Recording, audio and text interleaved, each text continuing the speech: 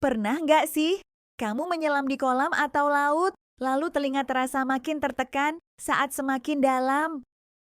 Nah, peristiwa itu ada hubungannya dengan satu konsep fisika yang akan kita bahas hari ini, yaitu tekanan hidrostatis. Semakin dalam kita berada di dalam air, semakin besar tekanan yang kita rasakan. Kenapa bisa begitu? Tekanan hidrostatis adalah tekanan yang dialami oleh suatu benda akibat berat zat cair atau fluida pada kedalaman tertentu. Tekanan hidrostatis dipengaruhi oleh beberapa faktor, yaitu kedalaman, massa jenis zat cair, dan gravitasi. Secara matematis, tekanan hidrostatis dapat dituliskan dengan rumus P sama dengan P atau RHO dikali G dikali H.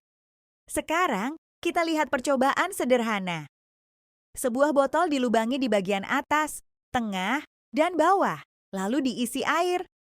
Saat semua lubang dibuka bersamaan, air menyembur keluar. Perhatikan, air dari lubang paling bawah menyembur paling jauh.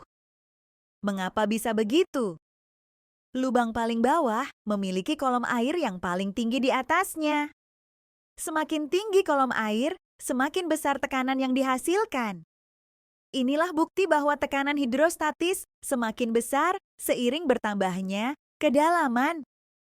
Lalu, mengapa ini perlu dipelajari?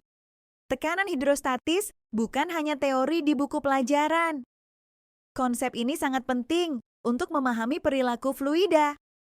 Selain itu, tekanan hidrostatis juga berhubungan dengan keselamatan manusia di air. Bahkan menjadi dasar dalam ilmu teknik dan teknologi. Mempelajari tekanan hidrostatis bermanfaat untuk memahami cara kerja teknologi seperti bendungan, kapal selam, dan infus, serta membantu desain infrastruktur bawah air, navigasi penyelam, dan memengaruhi kesehatan seperti saat olahraga air. Berikut contoh tekanan hidrostatis dalam kehidupan sehari-hari. Yang pertama yaitu telinga sakit saat menyelam, dinding bendungan lebih tebal ke bawah, kantong infus yang digantung tinggi. Kesimpulan dari materi ini adalah tekanan hidrostatis terjadi pada fluida yang diam.